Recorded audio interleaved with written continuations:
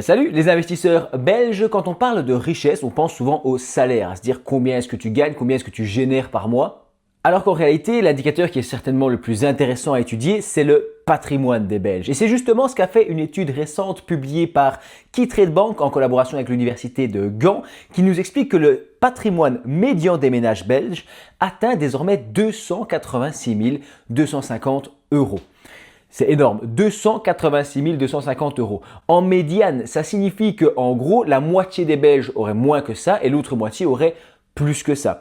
À voir aussi les critères de sélection qu'ils ont, je te mets tout ça dans la description évidemment pour les liens, mais ce qui m'intéresse ici, c'est de se dire que ce chiffre a l'air énorme et d'où il peut venir dans une période où on a l'impression de tous s'appauvrir de plus en plus, sauf peut-être les abonnés de Goteco, la chaîne des investisseurs belges. N'hésite pas à aller checker d'ailleurs le premier lien en description où je te présente plusieurs documentations, des e-books notamment que j'ai réalisés sur l'investissement en bourse en Belgique avec, ça se lit rapidement, sur téléphone, ce genre de choses, pour apprendre un petit peu quelques notions clés, des portefeuilles d'investisseurs, ce genre de choses. N'hésite pas à aller jeter un petit coup d'œil, c'est le lien en commentaire épinglé. Mais la question aujourd'hui, c'est d'abord pourquoi les Belges semblent aussi riches? Sont-ils vraiment riches? Parce qu'on n'a pas tous l'impression d'être dans le même bateau. Et surtout, comment auraient-ils pu accumuler ce patrimoine? Première grille de lecture, il ne faut pas confondre revenus et patrimoine. Je l'ai dit en début de vidéo, ce que tu gagnes, ce que tu génères par mois, ce n'est pas la même chose que ce que tu possèdes. En effet, une personne peut avoir un salaire ou un revenu relativement modeste et pourtant posséder beaucoup en termes de patrimoine. À l'inverse, une personne peut gagner beaucoup tous les mois et avoir un patrimoine relativement faible puisque il ne gère pas très bien son argent. Dans le patrimoine, on va compter évidemment les comptes bancaires classiques, mais aussi les comptes d'investissement, la bourse et tout ça. J'en parlais il y a un instant. On a aussi l'immobilier, bien entendu, en Belgique, puisque le Belge a une brique dans le ventre. On est plus de 70% de propriétaires en Belgique. Ça veut dire que, en gros, les gens sont souvent propriétaires de leur logement. À crédit, bien entendu. On peut aussi avoir des terrains, on peut aussi avoir certaines participations financières dans des business ou des trucs ainsi. Et il faut, bien entendu, soustraire les dettes. Et je vais revenir directement sur cette histoire de briques dans le ventre, puisque l'étude dont je t'ai parlé ici sur le patrimoine total des Belges explique qu'on a plus de 51% de la richesse qui vient de l'immobilier. Donc les Belges, en fait, leur résidence principale plus particulièrement, représente plus de 50% de leur richesse. C'était 45% il y a quelques années. Donc on est en augmentation. En même temps, le prix de l'immobilier augmente. Donc si tu avais une maison il y a quelques années, elle a pris de la valeur très souvent et donc forcément ça augmente. La valeur médiane d'un logement en Belgique atteint désormais 325 000 euros. C'est super cher, c'est un truc de fou.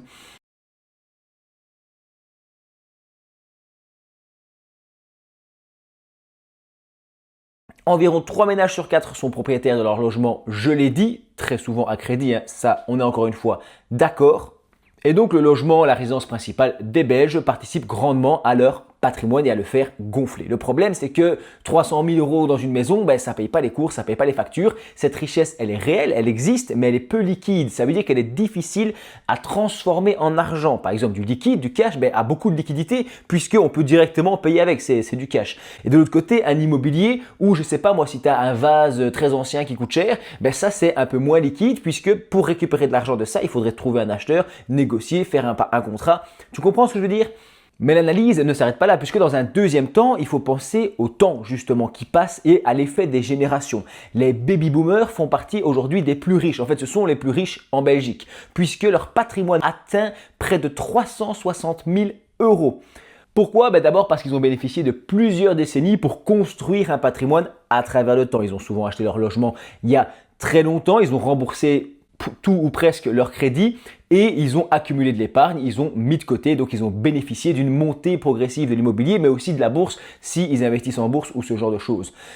A l'inverse, ce sont les millennials qui affichent le patrimoine médian le plus faible, c'est ma génération, avec quand même une médiane à 200 000 euros, c'est pas quand même ridicule non plus en Belgique, mais c'est plutôt surprenant, puisque beaucoup, et moi le premier, sont encore en train de rembourser leur crédit hypothécaire, et donc forcément le patrimoine réel aujourd'hui est plus faible, mais le patrimoine potentiel à long terme est plus élevé. L'étude donne un autre chiffre intéressant. Pour faire partie du top 10% des ménages belges, n'est-ce pas des Belges, mais des ménages belges les plus riches, il faudrait disposer d'environ 995 000 euros de patrimoine. Donc pratiquement 1 million en fait.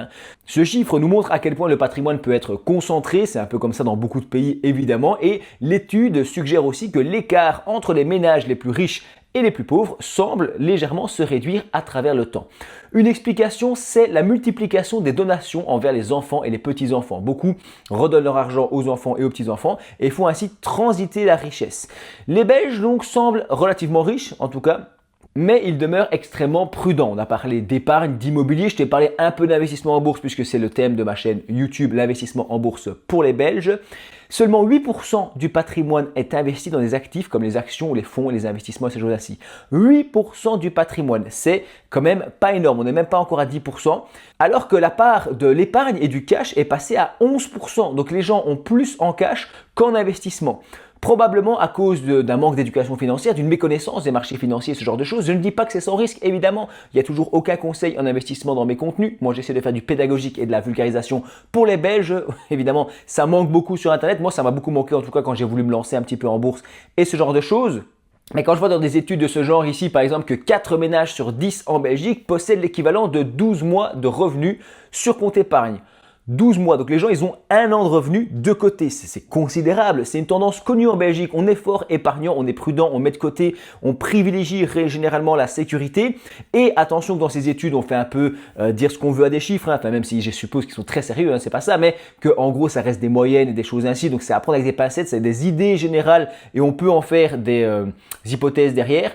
Mais il faut savoir qu'un an de salaire sur un compte, c'est grignoté par l'inflation. Le pouvoir d'achat diminue avec le temps puisque les prix dans l'économie augmentent. Si ta baguette, elle coûte 1 euro et que l'année prochaine, elle coûte 2 euros, j'abuse, et que sur ton compte, tu avais de l'argent, cet argent achète moins de baguettes qu'avant. J'espère que c'est clair, que tu connais ce concept.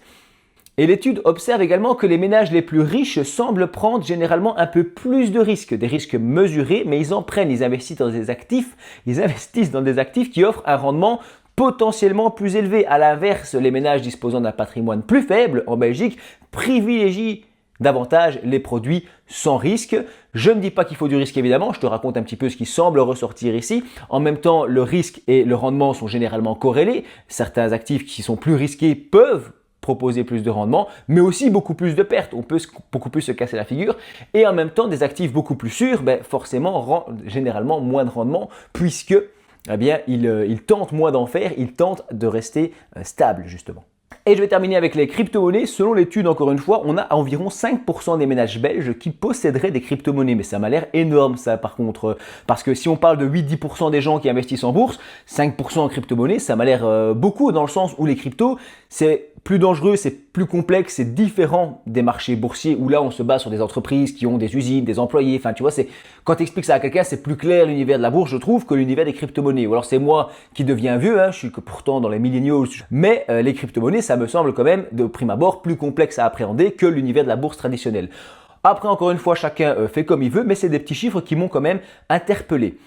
Mais pour conclure, je dirais que la richesse en Belgique semble être bâtie sur 3 piliers. D'abord, on a évidemment l'immobilier, ensuite le temps et puis l'épargne. Les Belges épargnent beaucoup, ils investissent dans l'immobilier, ils achètent leur résidence principale et avec le temps, quand ils arrivent en fin de carrière et en fin de vie, ils ont remboursé leur crédit et ils ont quand même un capital solide derrière.